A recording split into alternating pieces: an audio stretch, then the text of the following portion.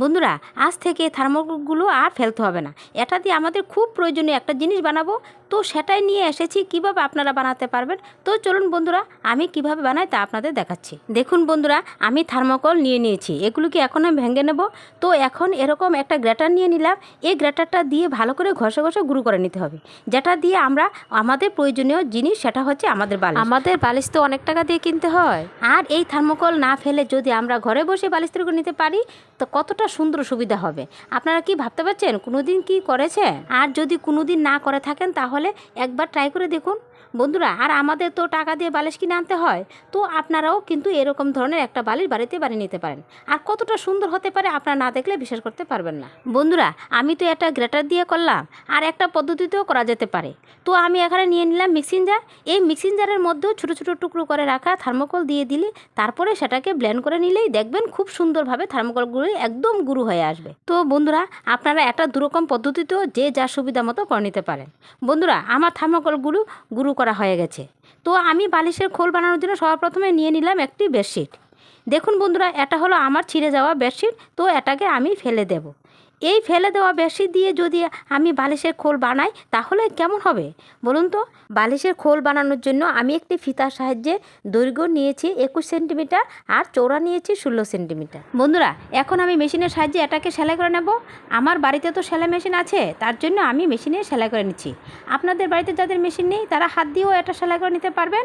তো বন্ধুরা, আমার বালিশের খোল সেলাই করা মোটামুটি হয়ে গেছে। এই যে দেখুন বন্ধুরা, আমার বালিশের খোল বানানো একদম তৈরি হয়ে গেল। এখন আমি একটি কোল বালিশের খোলও সেলাই করে নেব।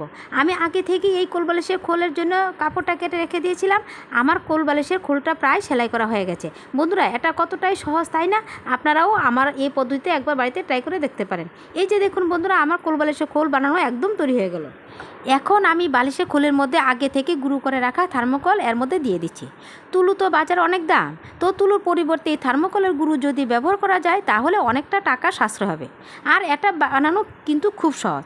তো আমার বালিশের খোলের মধ্যে থার্মোকলের গুঁড়ো দেওয়া হয়ে গেল। এখন আমি এটাকে হাতে সেলাই করে নেব। তো দেখুন বন্ধুরা, আমার এই থার্মোকলের গুঁড়ো দিয়ে কি সুন্দর বালিশ বানানো হয়ে গেল। আপনাদের আমার এই টিপসটি কেমন লাগলো তা অবশ্যই কমেন্টের মাধ্যমে জানাবেন। এখন নিয়ে নিলাম কোল বালিশের খোল, তো এর মধ্যেও সেমভাবে গুঁড়ো করে রাখা থার্মোকল দিয়ে দিলাম। তারপর এটাকে এখন হাত দিয়ে সেলাই করে নিচ্ছি। এই যে দেখুন বন্ধুরা, আমার কোল বালিশও বানানো হয়ে গেছে। দেখুন বন্ধুরা, আমার বালিশ ও কোল বালিশ বানানো একদম তৈরি হয়ে গেছে। এখন আমি আমার হাজব্যান্ডকে দেখাবো বালিশ ও কোল বালিশ কেমন হয়েছে। দেখো আমি তোমার জন্য কি বানিয়েছি। কি বানিয়েছো এটা? বালিশ। বালিশ বানিয়েছো না? তুলো দিয়ে বালিশ বানিয়েছো? না না, বালিশ তুলো দিয়ে না। কি দিয়ে বানিয়েছি বলো? আমি তো জানি তুলো দিয়ে না বালিশ হয়। না, থার্মোকল দিয়ে, ফেলে দেওয়া জিনিস দিয়ে বালিশ বানিয়েছি আমি। থার্মোকল দিয়ে বালিশ বানানো যায়? হ্যাঁ, আমি তো শুনিনি কখনো আগে। দেখো দেখো, ঘুমিয়ে দেখো। আরে দেখো, তো ভালোই দেখছি আমি। দারুণ তো মা, একেবারে তুলোর চেয়েতেও আরো ভালো লাগে ঘুমাতে। দারুণ বালিশ। বাহ, তোমার বুদ্ধি তো ভালো, অনেক বুদ্ধি। তোমার বুদ্ধি তো তারিফ করা যায়। এত সুন্দর বালিশ থার্মোকল দিয়ে ফেলে দেওয়া জিনিস দিয়ে তুমি এভাবে সুন্দর বালিশ এবং কুল বালিশ বানিয়েছো। তোমার জন্য তো হাজার ধন্যবাদ দেওয়া যায় তোমাকে। আমি কিভাবে বানিয়েছি? সবাই তো তুলো তুলো দিয়ে বালিশ বানায়, আমি থার্মোকল দিয়ে বালিশ বানিয়েছি। খুব সুন্দর হয়েছে। সুন্দর হয়েছে, জিনিস হয়ে গেল বিনা খরচে। থার্মোকল দিয়ে তৈরি যে বালিশ, এটা আমার কাছে খুব ভালো লেগেছে এবং খুব সুন্দর হয়েছে।